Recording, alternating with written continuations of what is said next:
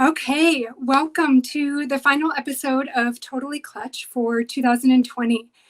This episode is going to catapult you into the new year with big, achievable dreams. And we'll be back again the second week in January to talk about marketing trends for the coming year. So make sure to subscribe wherever you listen from, and then that way you'll know when the latest episodes are released.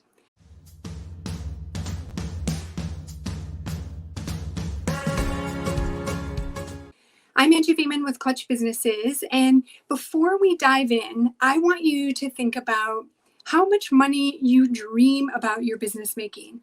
So is it 5, 6, 7, maybe even 8 figures? Because we've got the founder of The Growth Boss, Deirdre Tshien, with us today to talk about how you can hit your dream numbers with a lot more ease than you probably think. And be sure to stick around until the end to hear about the bootcamp that she has, or the challenge that she has coming up. She'll tell us all about it. So welcome to the show, Deirdre. Thank you. Thanks for having me on, Angie. Yeah, it's great to have you. I'm excited. I'm really excited to hear what you've got to say. So we'd love to hear first a little bit about your background and about what you do. Yeah, sure. So I guess, where do I start? I started my first business about 8 years ago. I don't know if you can tell from my accent, but I'm actually Australian. I live in New York City right now. We moved over here about close to 18 months ago, actually. So just at the right time. No, but it's been a lot of fun. And so I started my first business 8 years ago. It was actually in hospitality. So we have dessert bars and burger bars in Sydney. Cool. And we grew them to over 7 locations. And then a whole host of things have happened in the meantime. And we decided to make the move over here, which is super exciting. And then, with Growth Boss, how that came. So I've obviously started in hospitality. I have my own e-commerce businesses, and also have tried, I've gone through the whole process of starting and failing multiple other businesses as well. So I feel like I've done the gamut of entrepreneurship, to be honest.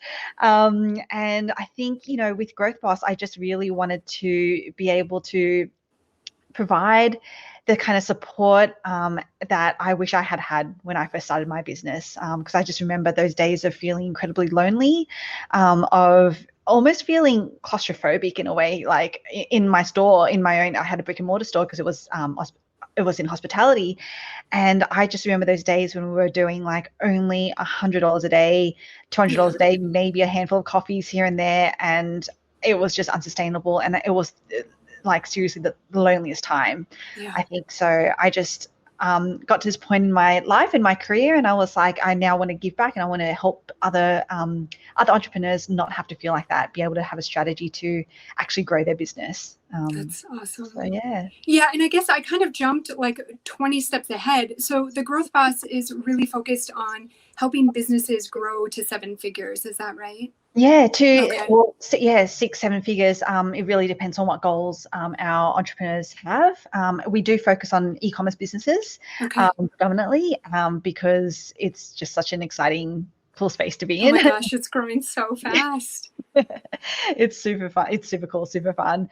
And it's, we really focus on sort of, and I think I mentioned this to you as well, the biopsychology behind why people buy, I guess, what attracts them, and how we should be thinking about positioning our products and what we do to be able to address that, because essentially that's how we're going to sell our products. So yes, that's kind of so tell us a little bit about biopsychology, like what goes into that, and I mean, I guess maybe even explaining what it is, because I'm not sure that everybody is familiar with that idea.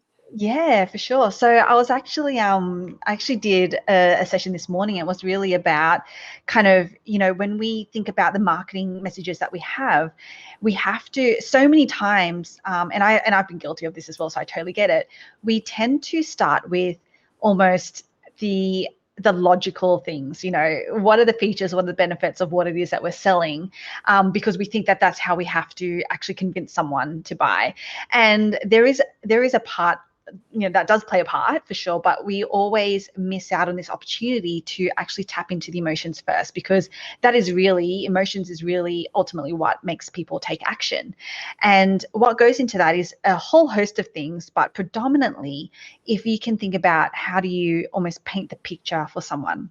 So how do you paint the picture for someone so that they can see themselves using your product, getting the result that they're after, and how do you use that to evoke the emotion? That's really got to be your starting point. And sort of one of the frameworks that I take my clients through is you first really want to determine, the before and after.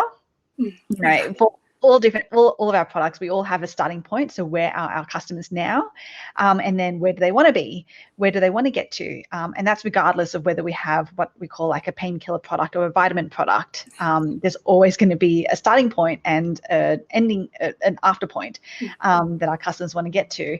And so I think, the journey from getting them from that before point to that after point, if you can paint that picture through in your messaging, if you can, use the different tactics, I guess, that I teach around, driving social currency and social proof, being able to link it to a frequent, like an existing trigger in people's lives, so that it's kind of like as soon as they think about that thing, and a really clever example is how Kit Kat did it, where they linked it to, have a break, have a Kit Kat. And so it's like every time you have a break or you think about having a break, you think about a Kit Kat. And they recently, I think, actually tweaked their campaign to actually link it to coffee, which is an even more tangible, frequent trigger. So, when you think about having a coffee, you think, oh yeah, Kit Kat. So it's just things like that where you kind of go, okay, how do buyers actually think? How can you actually integrate yourself into your products into their lives so much so that it just becomes a no-brainer to buy. Yeah, that's great. Yeah, I mean, it's impossible to say no to that, right? You're solving, I think, we talk about oftentimes, within my house, we've got a marketer and then myself, and we talk about oftentimes that what people are searching for on the internet is not your products or what your product can do, but they're searching for what problem you're solving. So they're typing in like, window leak, my window's leaking, what do I do? Obviously that's not the greatest example, but they're not looking for double paned, they're not searching double paned sealed window. They're right, they've got a leak and they need to fix it. Totally. Or they have a break and they've got a craving and they need to satiate it. So have a Kit Kat. Right. Yeah. That's awesome. And so how do the people that you work with figure that out? Like what problem they're solving and how to invoke that emotion in people? Yes, it's really funny because when people get started, so my clients get started in my program, that's the first thing that we get them to do is what we call the blueprint. And I always set expectations that this is the part that's going to be will probably take the longest, will probably feel the most brain draining, like they're going to feel completely depleted after doing this, because I think we all intuitively, because we all love our product. And I think that's why, in a way, we always start with the rational, logical, features and benefits, because we love it that much and we know that this can help our customers, that we completely miss the fact that we actually need to be talking to them in their shoes, and so I actually get them to do this blueprint, which takes them through all of those steps of how to really dig deep and come up with, because as I said, they all intuitively know it, but they've never actually really, a lot of people haven't actually really spent the time to sit down and articulate it, because that is actually one of the hardest parts. But once you can crack that, and once you can really spend the time doing that, then the rest of it, building all of, what we call like the funnels, all the sales funnels, all of the marketing messages, things like that, becomes really relatively quite easy off the back of it. As soon as you kind of know, that is what where your customer is now, how you're talking to them, and then where you want to get them. Like when you know that really clearly, and I just have a variety of questions that I ask from different perspectives and different, to really get them to hone in on that.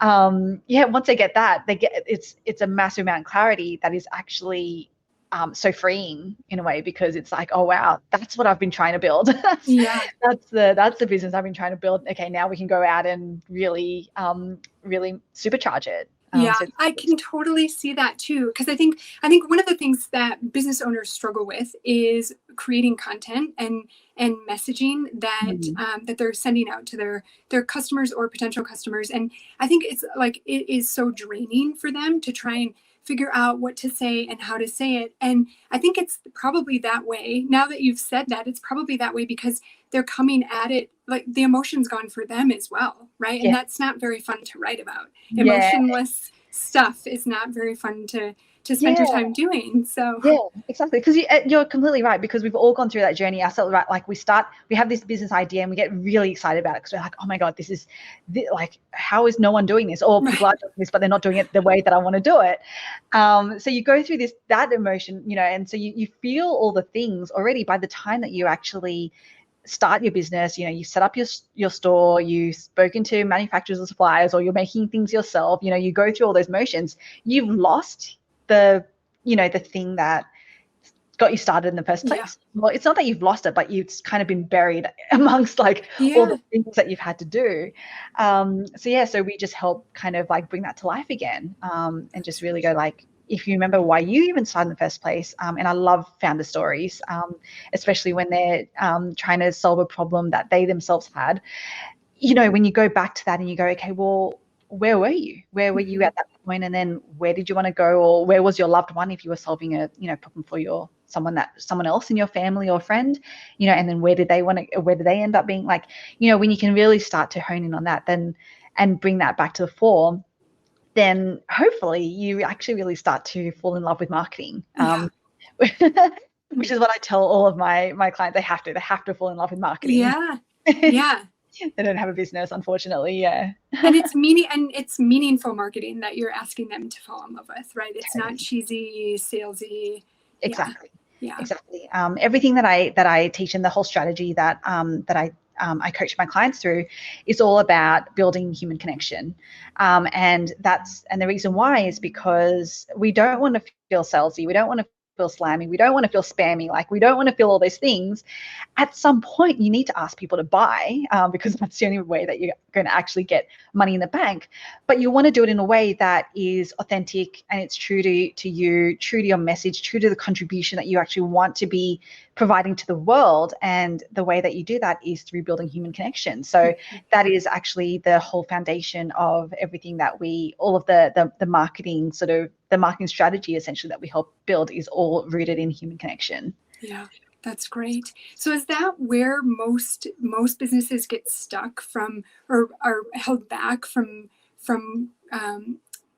hitting the goals that they want, or reaching the point that they want? Gosh, Angie, I would say like it's a lucky question, only because there's so many points that a business, I feel, gets stuck. But ultimately what it comes down to is a business will only really get stuck if the business owner themselves get stuck, in terms of almost from a self-limiting perspective, because so that's one. The other is probably a bit of overwhelm, because there's just so much that we could do, and time is a factor. But if I really talk about the self-limiting beliefs bit, where that comes from is because we all have, no matter how great a childhood or how great our upbringing, like we've all picked up, we've all been conditioned a certain way.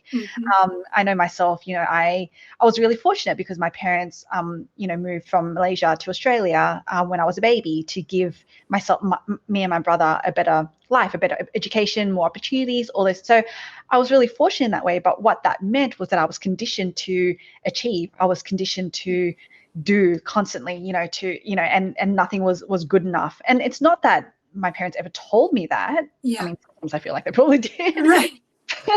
But it was more that was just what I absorbed, right? From wherever, that was. And so we all have this conditioning in our life. And what that means is what that brings about is all of these hosts of self-limiting beliefs. Even I sometimes still grapple with it, where it's like, okay, I've been able to achieve a 7-figure business, but it's like getting 8 figures, like getting to that next level. I'm like, how am I going to do that? I don't know how I'm going to do that. And that's a self-limiting belief. And the really destructive thing about this is that we as humans, we always want to prove ourselves right. Okay, like even if it's subconsciously, we will prove ourselves right. So if we start telling ourselves that we can't do or we can't achieve something or we can't reach a certain goal, then we won't. Like that's how it works, because we're subconsciously sabotaging ourselves at every turn because we want to prove ourselves right. Even if intellectually we're saying, no, I want to get there, I want to reach, 8 figures or whatever that is, subconsciously, because we're still living in fear somewhat, or we still have some self-limiting beliefs, this is where we get stuck. Because if we don't overcome those, then we will find ways to never get out of that. Yeah. Sorry, I don't know if that quite answered your question. No, it totally does. It totally does. And I mean, that's why there are hundreds of thousands of coaches right now that are making money just on working with people on mindset. Totally. And like making sure that they're coming from the right place. Totally. Yeah. And it is important. Like, I don't know how well all of these coaches are doing. I don't know how good right. all of them are, but like it is actually a really important thing to be helped through, because no matter how confident we think we are, no matter how evolved we think we are, always something that is holding us back. I genuinely believe that. And I think if we can really get to the root of that, then nothing can hold us back. Like nothing can, technically or theoretically, nothing can block business. So I do genuinely believe that. It's pretty powerful. I mean, it's really powerful to know that you have that there, right? That you're the only thing holding you back. Because I think so often when we're coming from a challenging a mindset where that's not self-serving, right? It's because of somebody else. Somebody else is holding us back is the easy thing to fall into. And you are telling us that we have permission to be as successful as we want to be and know that we can be. And that's pretty freaking powerful. No, 100%. 100%. Oh, I'm so glad that we're talking about this actually, because I totally believe in that. And it's just, I've had to look, if I'm going to be completely honest, I'm still working on it because as I said, I've always had this mindset of like, I have to achieve. And I get really hard on myself when I don't, hit certain goals, when I don't finish my to-do list, which, as we all like, we can never, it's impossible, right, to complete a to-do list.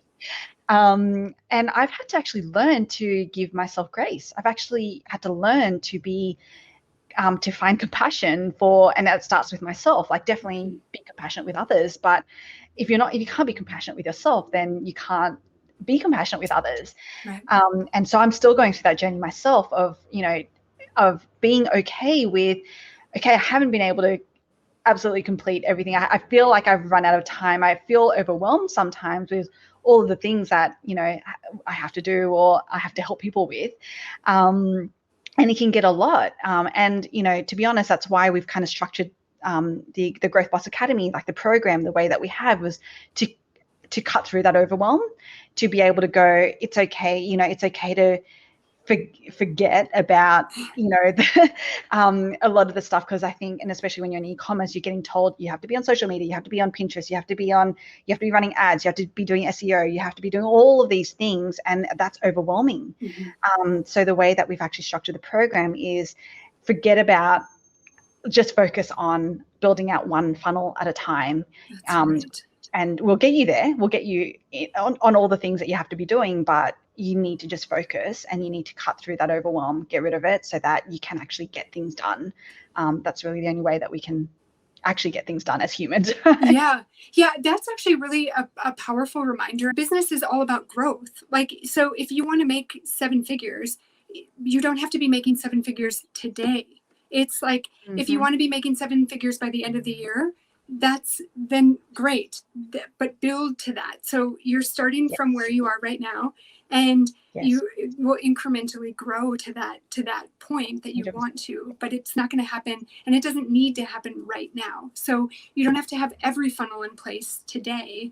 You prioritize the ones that are going to give you the cash flow that you need so that you can build the next one, and then one will give you the cash flow that you need to build the next one. And it's hard to I think as an entrepreneur and as a small business owner, it is hard to give yourself that, or I think to approach it from that way. Yeah, and I think, almost to give yourself the permission, Yeah. because you do, right? And I totally get it because, again, it's human nature. We want to have everything there, in the one go, because that's like, we're like, well, how else are we going to reach our goals? Mm-hmm. But yeah, you're absolutely right that it's like, again, it comes back to giving yourself that grace, giving yourself that permission to just, you will get there, Mm-hmm. 100% you will get there. It's just, you actually won't get there if you don't focus and if you Right. don't build things out, if you don't do things properly, I Yeah. guess. Yeah. That's awesome. Okay. Can we talk about one of the funnels? So I know Yeah. that everybody is planning for next year, kind of they're, evaluating what happened this year and planning for 2021.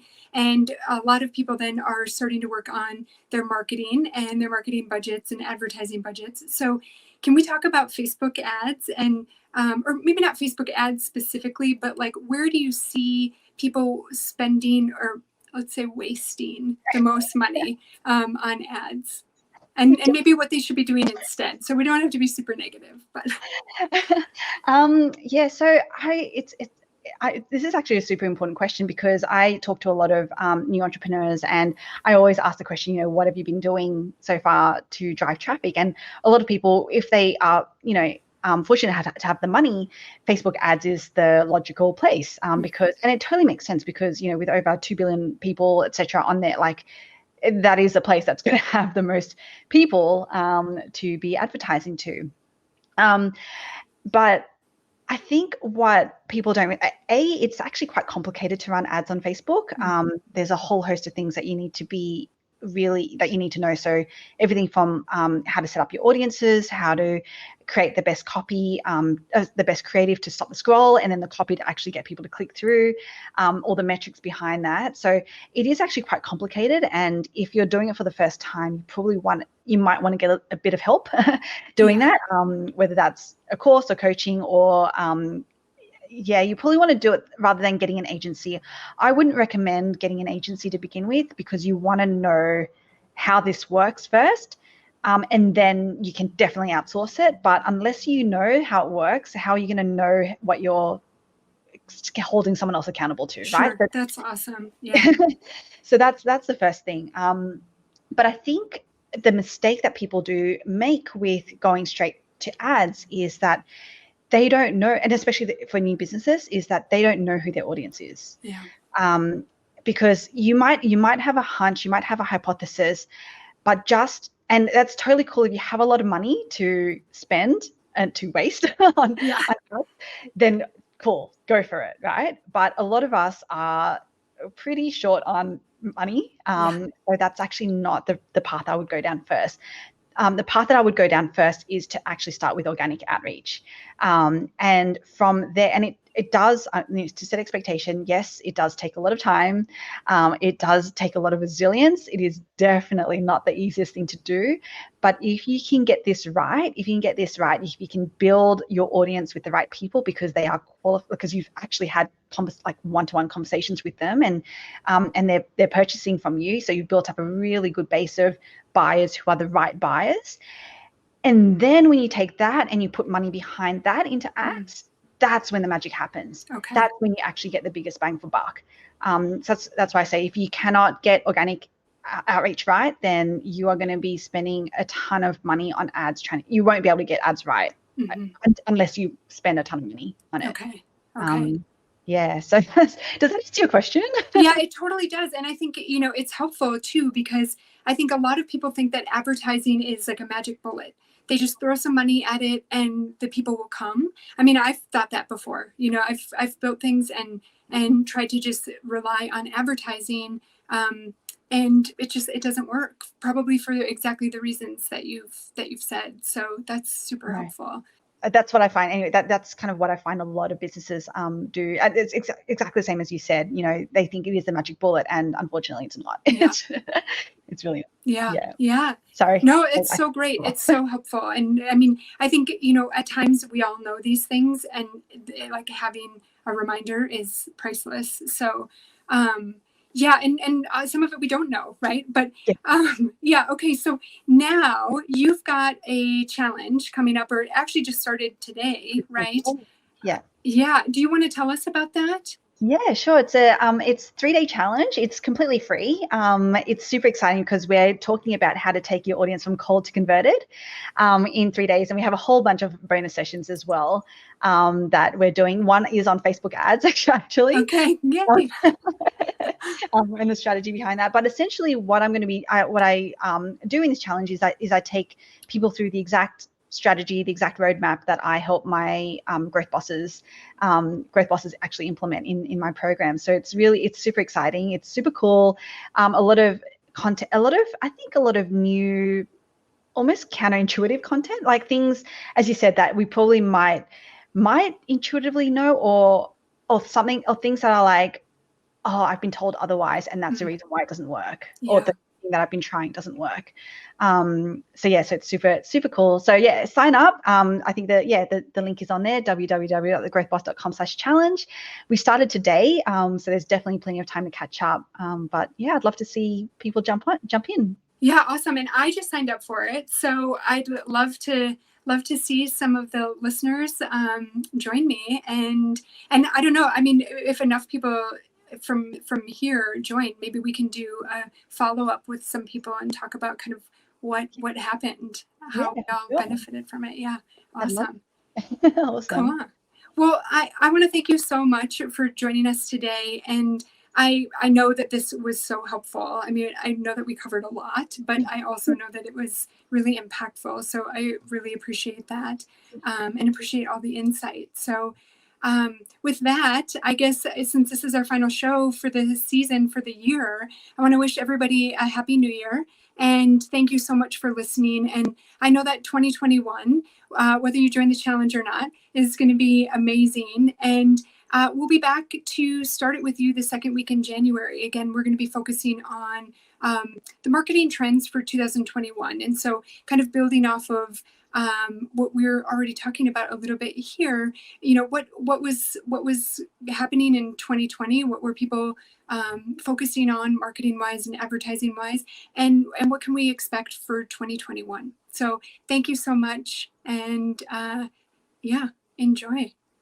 Okay, so we've all been told that you have to DIY your first business, or it takes endless, painstaking, and frustrating hours and tons of sleepless nights to launch a business. But if you're really honest with yourself, how is that working out for you? If you want to launch an e-commerce store so profitable that you can leave your full-time job, I've got a step-by-step system that walks you through how to launch and build a store in just 5 hours. I'm still amazed at how quickly women are able to start making money using this system. So if you're interested, save your seat to the free training that I'm hosting by visiting thecompleteonlinestore.com/intro training. Save your seat. I cannot wait to see you there. And I can't wait to see you and your store in action.